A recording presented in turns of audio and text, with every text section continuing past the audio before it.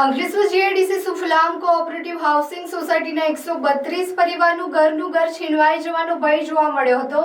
ભારત સરકારના હુડકો દ્વારા કરોડો રૂપિયાના લેણા બાબતે સીલિંગ પ્રક્રિયા હાથ ધરતા દોડધામ મચી જવા પામી હતી।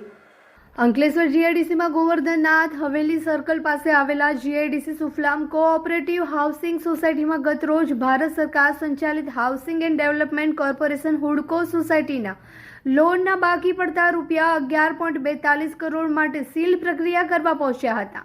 એ પૂર્વે હુડકો દ્વારા સોસાયટી પર નોટિસ લગાવવામાં આવી હતી। જો કે ટીમ સીલ પ્રક્રિયા કરવા પહોંચતા 132 પરિવારનું ઘર છીનવાઈ જવાની ભીતિ ઊભી થઈ હતી। ત્યારે સ્થાનિક રહીશો તેમજ સ્થાનિક રાજકીય અગ્રણીઓ દોડી આવ્યા હતા અને તેઓ દ્વારા લોન લેનાર બિલ્ડરને તેઓ લોનના હપ્તા આપ્યા હતા, પણ તે હપ્તા ભરીને રફુચક્કર થઈ ગયો છે એ સહિતના આક્ષેપ કરવામાં આવ્યા છે। નોટિફાઈડ ભાજપ પ્રમુખ જય તરૈયાએ સહિત રાજકીય અગ્રણીઓ દોડી આવ્યા હતા। અધિકારીઓ સમક્ષ રજૂઆત કરી અંતે 15 દિવસની મુદત મેળવી મામલો થાળે પડ્યો હતો। આ અંગે ધારાસભ્ય ઈશ્વરસિંહ પટેલે ટેલિફોનિક વાતચીતમાં જણાવ્યું છે કે અંકલેશ્વરની 3 સોસાયટીનો આવો પ્રશ્નને લઈને સીએમનું ધ્યાન દોર્યું છે। અંકલેશ્વરની Suphalam cooperative housing society limited, Sonam cooperative housing society limited અને સૌરભ્ય કોઓપરેટિવ હાઉસિંગ સોસાયટી લિમિટેડની હુડકોની લોન બાકી છે, જે અંગે સ્થાનિક રજૂઆત નોટિફાઈડ પ્રમુખ દ્વારા ધ્યાન દોરતા સીએમ ભૂપેન્દ્ર પટેલને લેખિત તેમજ મૌખિક રજૂઆત કરી આ મામલે પરિવારનું ઘર સલામત રહે તે માટે સંબંધિત વિભાગ જોડે વાત કરી માર્ગ કરવા રજૂઆત કરી છે। આ રીતે પરિસ્થિતિ અમારી જોવો તો ખરી, અમે બધા ગરીબ જ છીએ, કોઈ ઓલા નથી। આમાં કઈ રીતે અમે જઈએ? અમે હુડકો વાળા અમે જ ખાલી કરી દો, અમે ક્યાં જઈશું બધાય?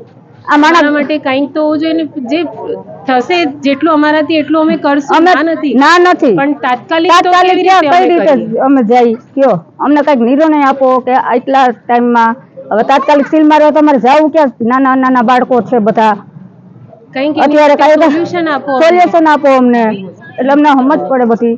સમય તો આપો, સમય આપો, કેમ કે આવું તાત્કાલિક અમે બધા ક્યાં જઈએ અત્યારે? 132 ઘરના ખાલી કરીને ક્યાં જાય? પહેલા તો એ છે બરાબર। આટલા બધા છોકરાવાળા, નાના છોકરાવાળા મધ્યમ વર્ગના પરિવાર રહી છે અહીંયા, તો તમારે અમને કંઈક તો આનો પ્રોબ્લેમનો સોલ્યુશન આપવો જ પડશે। સુફલામ કોઓપરેટિવ હાઉસિંગ સોસાયટી જે 1995માં હુડકો ફાઇનાન્સ કરેલું અને બિલ્ડર દ્વારા આ સોસાયટી બનાવવામાં આવેલી, જે સોસાયટીમાં બિલ્ડરને મેમ્બરોએ પૈસા ભરેલા અને તે દરમિયાન બિલ્ડરે હુડકોમાં પૈસા જમા ન કરાવેલ તે બાબતે આ કેસની મેટર ડીઆરટીમાં ગયેલી। ડીઆરટીમાં મેટર ચાલી, એ વસ્તુ પણ મેમ્બરો સુધી પહોંચવા દીધી નથી। જે 2008માં સોસાયટીના મેમ્બરોને અંદાજ આવ્યો કે આવું કંઈક ચાલી રહ્યું છે, ત્યારે હુડકો સાથે સોસાયટીના મેમ્બરોએ સંપર્ક કર્યો અને જાણવા મળ્યું કે ત્યારે લગભગ 3 થી 4 કરોડ રૂપિયા ભરવાના થતા હતા, ઇન્ટરેસ્ટ ને પેનલ ઇન્ટરેસ્ટ ને બધું કેલ્ક્યુલેટ કર્યા પછી। ત્યારે એ મેટરને આગળ વધારી અને અમે રજૂઆત કરેલી કે અમને ઓટીએસ સ્કીમનો લાભ આપવામાં આવે, મેમ્બરો પૈસા ભરવા માટે તૈયાર છે। અમારા જે પુરાવા હતા, બિલ્ડરને પેમેન્ટ આપેલું અને એ બધું પણ હુડકોમાં અમે સબમિટ કર્યું, પણ હુડકોએ ડીઆરટીમાં અમને ત્યાં બોલવા દેવાનો કોઈ મોકો આપવામાં આવ્યો નહીં। ડીઆરટીમાં પણ એ સાંભળવામાં આવેલી નહીં અને ત્યાર પછી એ બાબતને 2009-10માં અમે પૈસા ભરવા માટે 2 કરોડ રૂપિયા એકઠા કરી અને અમારી પાસે એના ડેટા અને રેકોર્ડ પણ છે। અમે ત્યારબાદ ગઈકાલે જ્યારે 3 દિવસ પહેલાં અમારા ત્યાં 2 બિલ્ડિંગમાં નોટિસ ચોંટાડી ગયેલા, તે બાબતે અમે ગઈકાલે હુડકો અને ડીઆરટીનો સંપર્ક કરેલો। તે દરમિયાન ત્યાંથી અમને સ્ટે માટે અમારા વકીલ રાખી અને અમે રજૂઆત કરેલી। તે ગઈકાલે એનો સ્ટે પણ આપવામાં નહોતો આવ્યો, પણ આજનો ઓર્ડર પ્રમાણે એને સ્ટે આપવા માટે 15 તારીખ સુધી એક્સટેન્ડ કરેલું છે। તે બાબતે અમારી રજૂઆત છે, સરકારશ્રીને પણ રજૂઆત છે કે જ્યારે સરકાર ઘર કરવા માટે જો પબ્લિકને મદદ કરી શકે તો આ 1 કરોડ ને 60 લાખ રૂપિયા કોઈ મોટી એમાઉન્ટ સરકાર માટે નથી।